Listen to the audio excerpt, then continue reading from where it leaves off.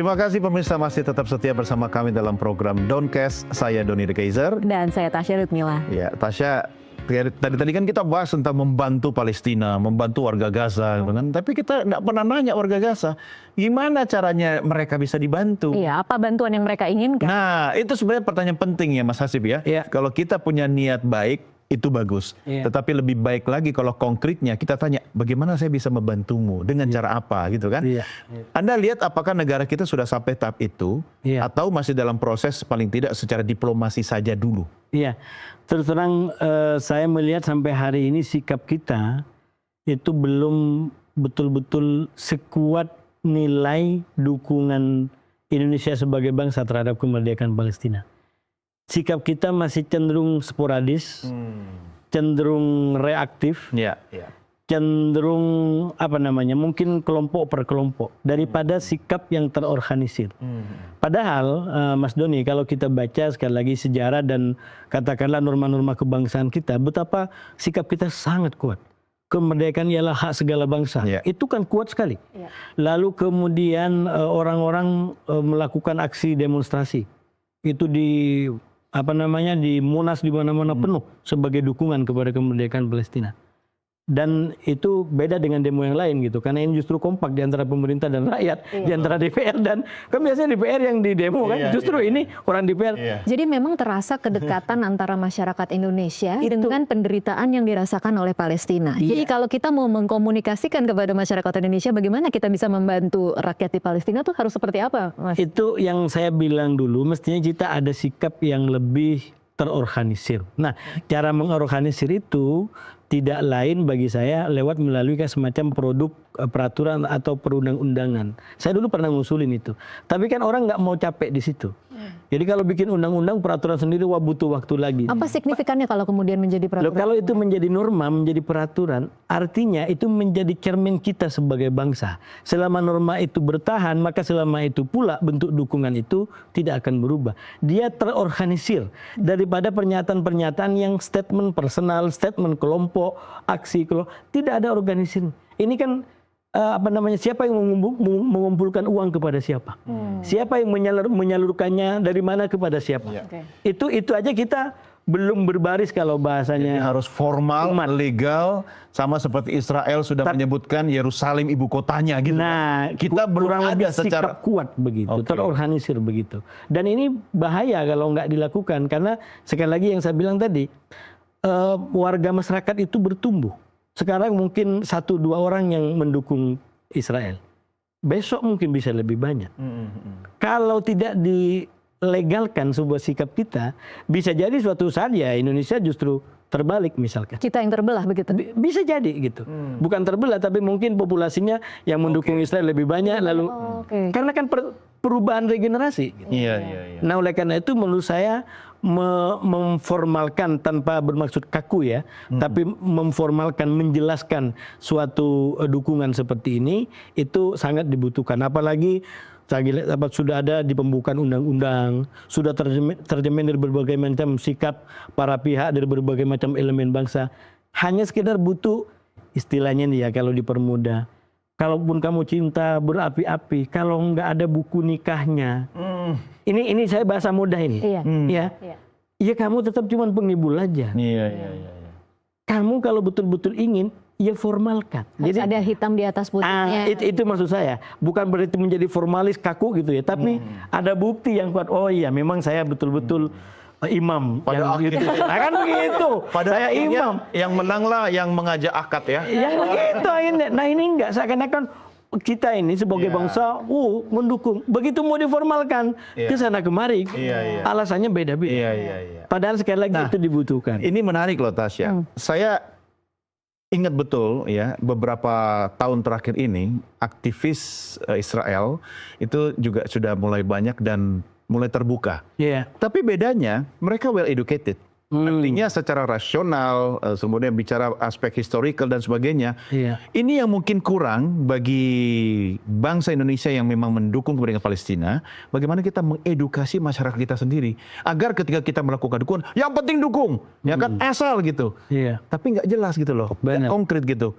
Nah ini bisa jadi seperti yang Anda katakan Mas Asik, nanti komposisinya bisa berubah gitu kan. Bisa berubah. Tapi secara natural itu bisa terjadi. Bisa terjadi, iya. Karena tadi pertumbuhan manusia itu kan niscaya. Iya. Dia akan berkembang dari waktu ke waktu.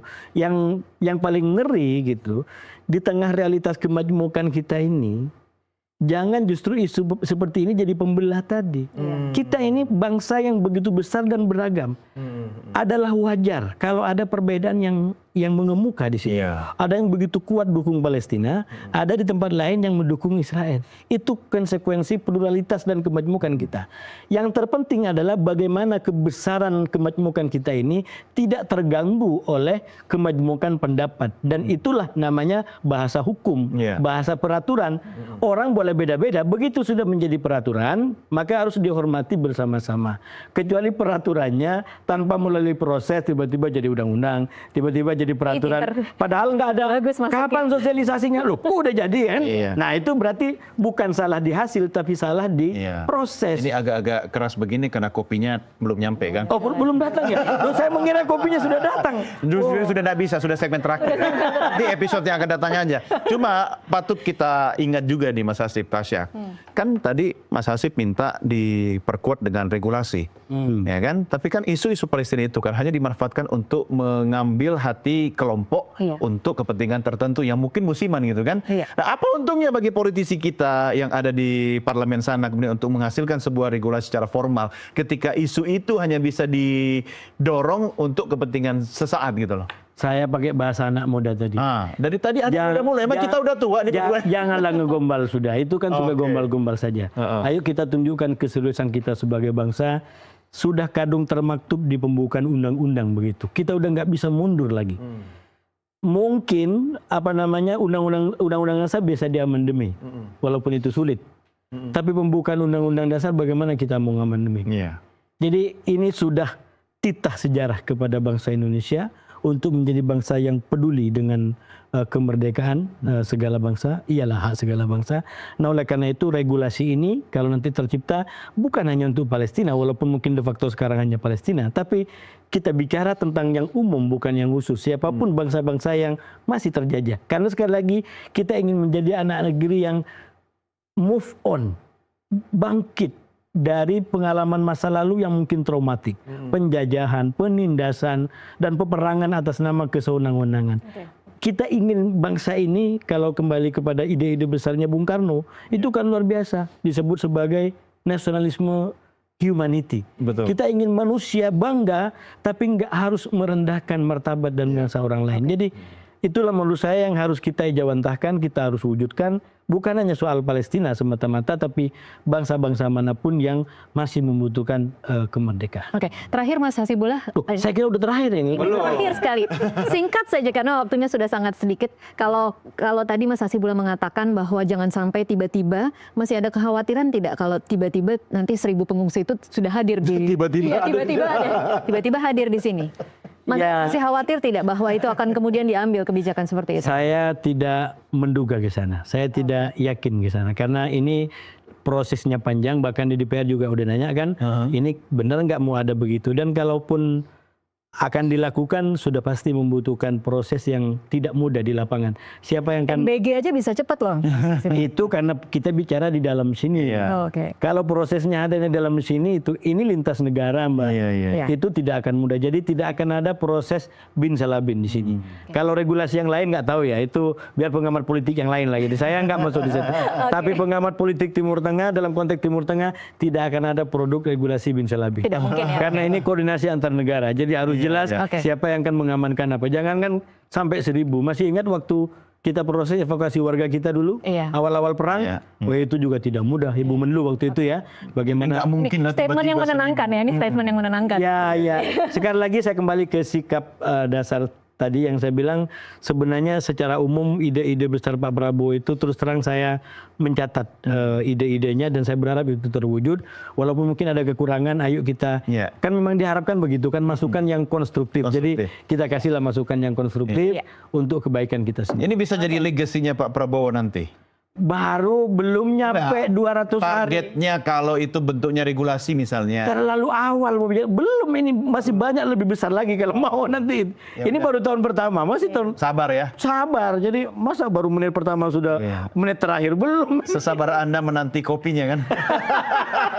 Tapi kita depan pintu ada. Kita tunggu di episode berikutnya.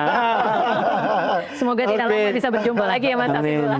Ya, kita harus akhiri ya Tasya sampai di sini Mas Hasib. Terima kasih. Sama-sama. Sampai kita berjumpa lagi ya. Senang. Salam sama Bang Don ya. Siap. Saya coba cari-cari tapi nggak ketemu sama beliau. Oke, mudah-mudahan kita bisa berjumpa lagi di tempat yang lain.